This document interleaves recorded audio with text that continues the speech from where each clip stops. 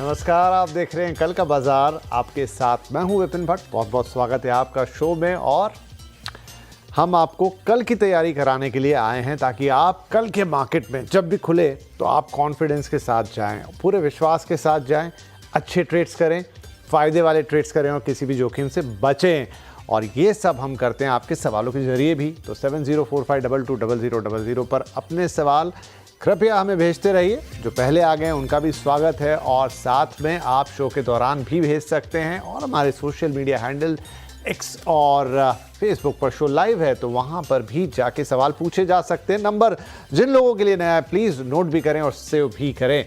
Right, तो इस number पे हमें सवाल पूछिएगा और हम शो में देंगे आपके सवालों के जवाब। और आज हमारे साथ शो में शामिल हो रहे हैं इक्विनॉक्स के research and adviser Pankaj Randad साहब। पंकज जी, बहुत बहुत स्वागत है आपका शो में। पंकज जी से कल की स्ट्रैटेजी बनवाएंगे, आपकी मदद करेंगे, साथ में आपके सवालों के जवाब भी देंगे। लेकिन उससे पहले आज के बाजार की एक नज़र देख लेते हैं कि आज क्या हुआ बाजार के अंदर।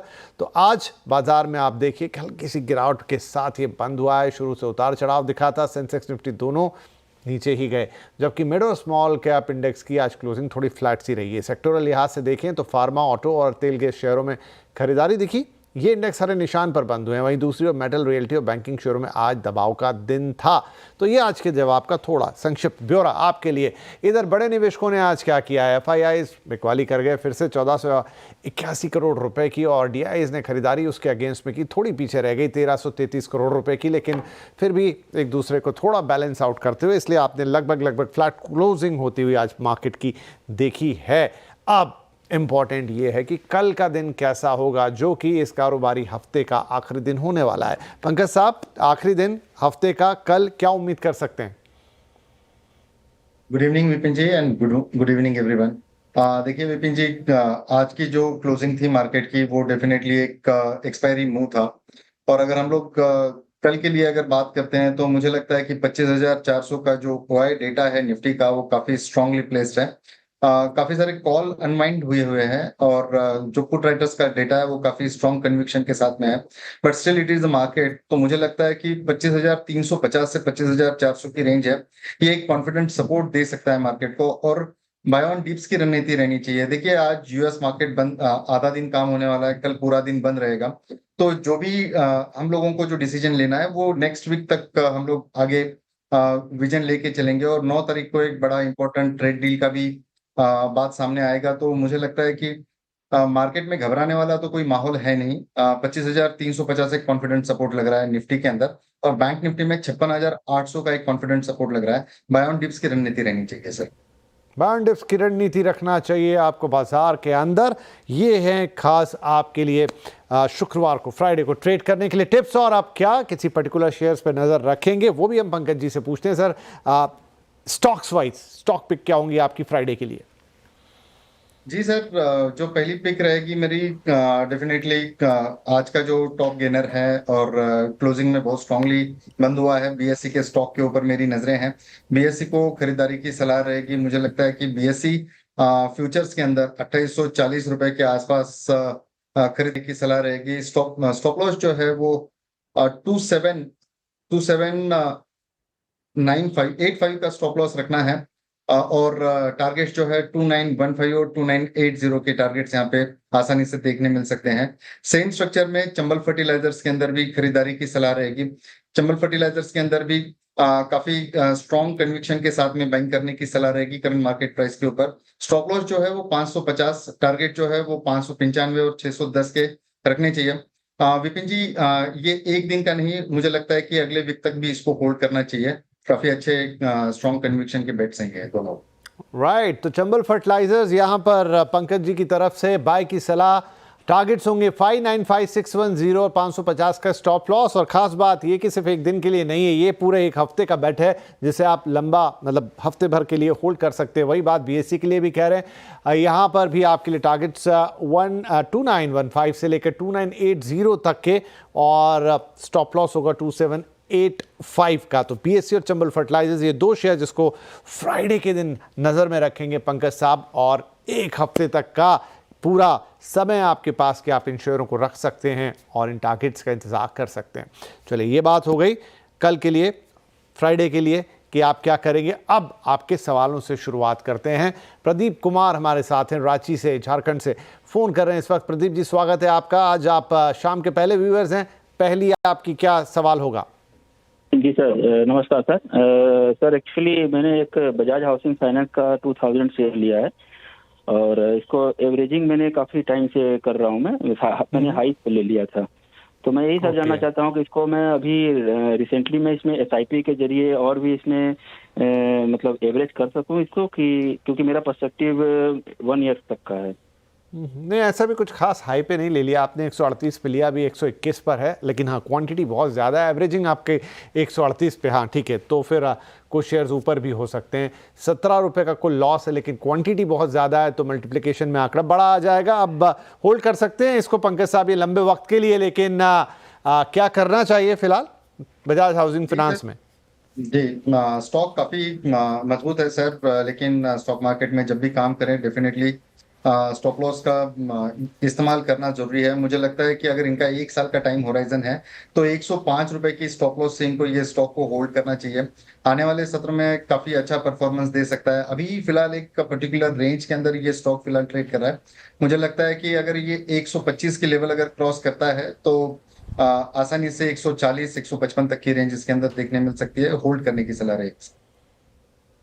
ठीक है जी, तो होल्ड करने की सलाह है यहाँ बजाज हाउसिंग फाइनेंस को। इंपॉर्टेंट होगा 125 का लेवल, अगर वो क्रॉस हुआ तो आगे 140 प्लस में भी ये स्टॉक जाता हुआ दिखाई देगा। तो please hold Bajaj housing finance और 125 के लेवल का ख्याल रखिएगा सर। राइट, आगे बढ़ते हैं। अगले कॉलर है मिस्टर विनय तिवारी फ्रॉम भोपाल, मध्य प्रदेश। विनय जी, स्वागत है आपका, क्या सवाल पूछेंगे? सर नमस्ते। नमस्कार सर, मेरे पास दलीला के 90 शेयर है sir, at the rate of 425 रुपए। सर क्या करना चाहिए इसके लिए? मैं लॉन्ग टर्म 1 साल तक रुक सकता हूँ, 1 से 2 साल भी रुक सकता हूँ।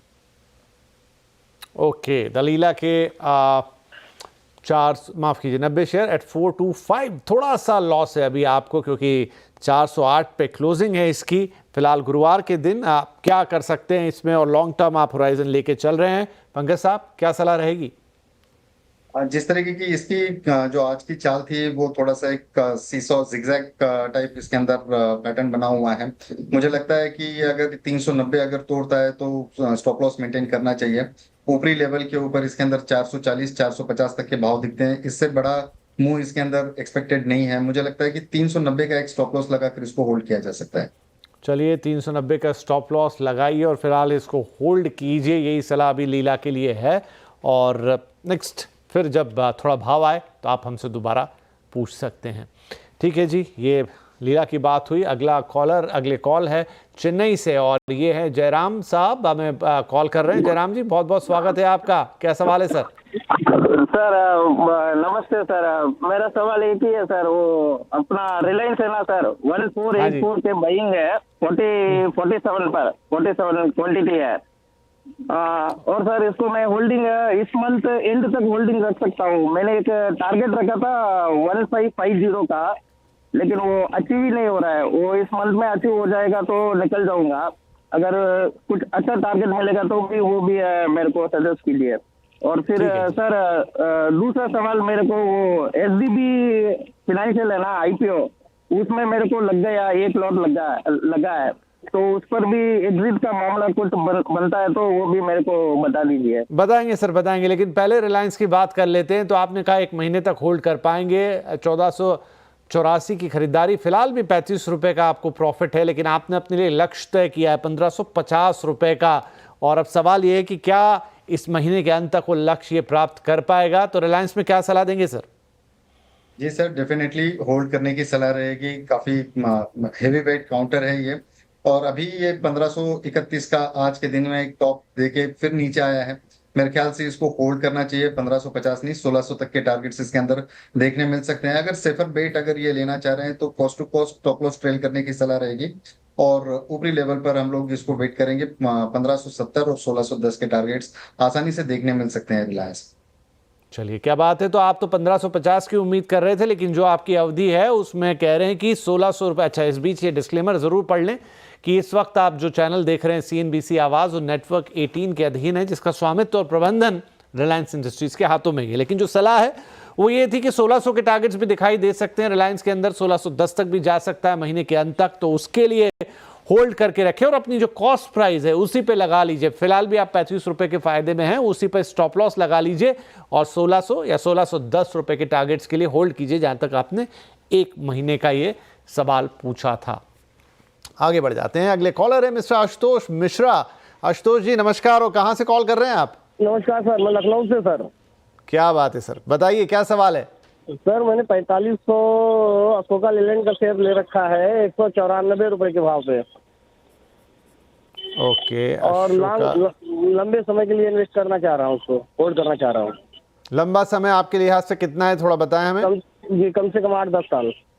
8 से 10 साल, ओके ग्रेट। चलिए, लेकिन फिलहाल अभी की जो स्थिति है वो ये है कि आपने जिस भाव पे खरीदा है वहां से आपको 50 रुपए, इनफैक्ट 52 रुपए का फायदा है। वैसे पंकज साहब थोड़ा लंबा पूछ लिया इन्होंने, 8 से 10 साल, अगर वो नजरिया भी आप दे सकते हैं तो जरूर दें इन्हें, लेकिन हाल फिलहाल में क्या करें अशोक लेलैंड के साथ?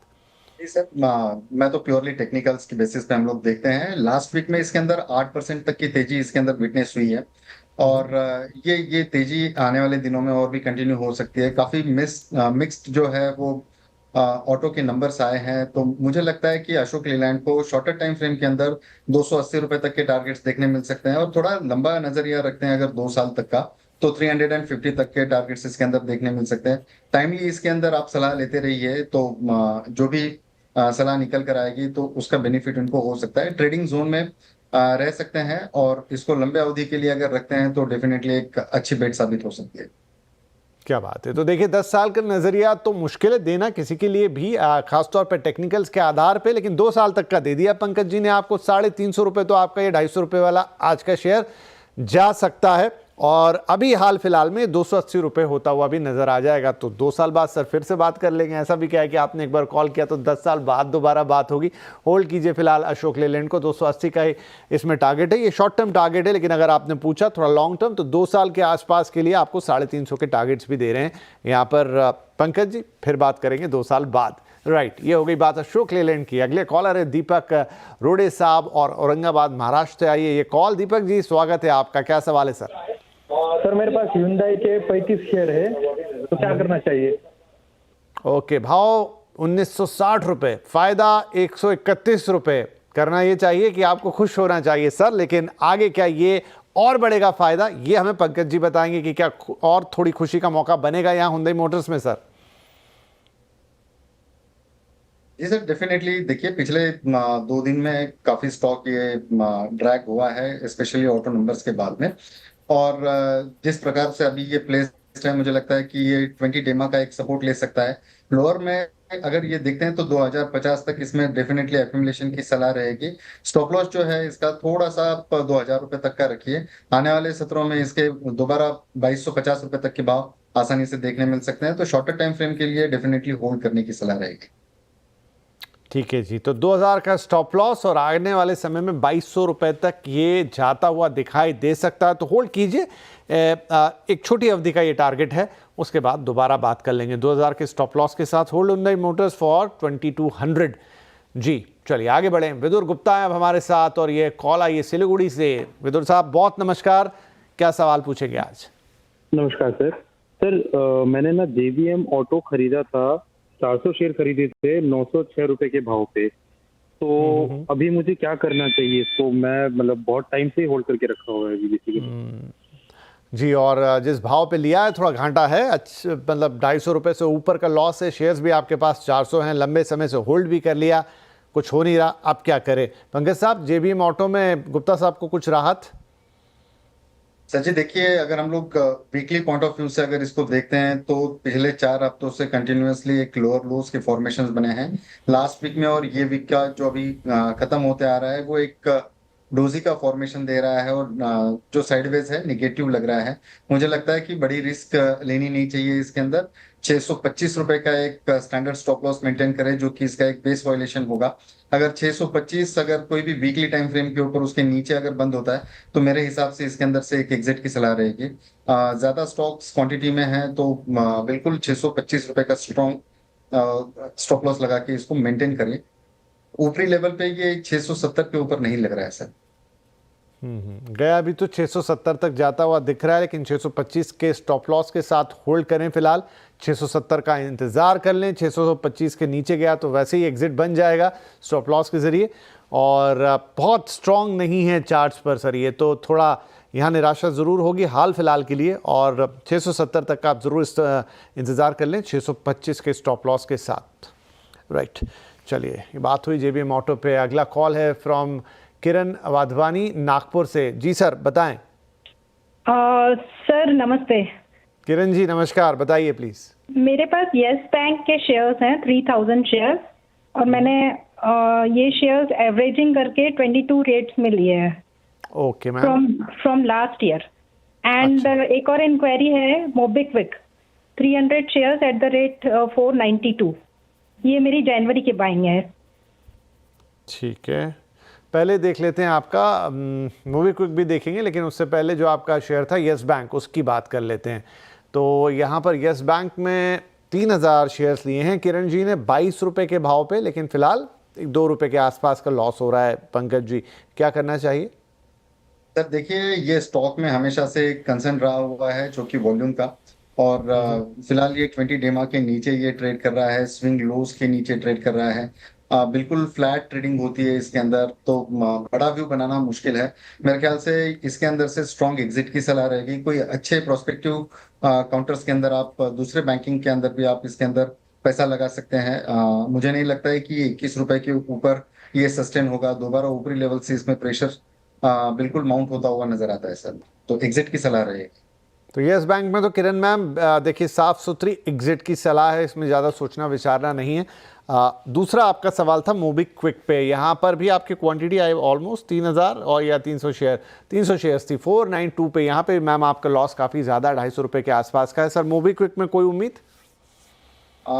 विपिन जी देखिए, वीकली टाइम फ्रेम पे अगर कोई स्टॉक लोअर लोस की फॉर्मेशन दे रहा है और उसके बाद में वीकली लेवल पर एक कंसोलिडेशन का फेज देखने मिल रहा है पिछले 4-5 हफ्तों से, तो डेफिनेटली एक साइडवेज नेगेटिव पैटर्न यहाँ पे नजर आ रहा है। मैम से सलाह रहेगी इसके अंदर कि डेफिनेटली यहाँ से भी एग्जिट लेने की सलाह रहेगी। वॉल्यूम्स के कंसर्न्स हैं, काफी स्ट्रॉन्ग कंसर्न्स यहाँ पे नजर आ रहे हैं। ये अगर 240 की लेवल अगर तोड़ देगा, 235 आई मीन 235 की लेवल अगर तोड़ता है तो मेजर ब्रेकडाउन यहाँ पे नजर आ रहा है। आने वाले दिनों में 210 190 तक के भी रेट्स इसके अंदर देखने मिल सकते हैं, तो कोई सरप्राइज नहीं होगी। इसका भी चार्ट वीक है और 235 के नीचे गया तो और नीचे जाएगा। ऐसे में किरण जी अफसोस है, लेकिन आपके दोनों ही स्टॉक्स जो हैं फिलहाल टेक्निकली उतना अच्छा परफॉर्म नहीं कर रहे हैं, तो दोनों से ही मोबिक्विक से भी और यस बैंक से भी आपको एग्जिट की ही सलाह होगी ताकि आपके लॉसेस ज़्यादा ना हो। चलिए इसी के साथ हम ले लेते हैं एक छोटा सा ब्रेक, लेकिन ब्रेक के उस पार भी आपके सवाल पंकज जी से उनके जवाब लेंगे।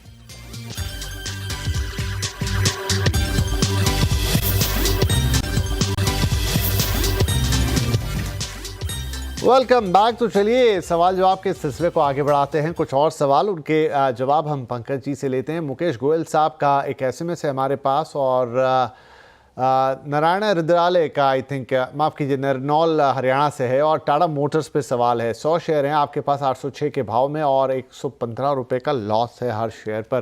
टाटा मोटर्स में सर क्या करना चाहिए इस वक्त?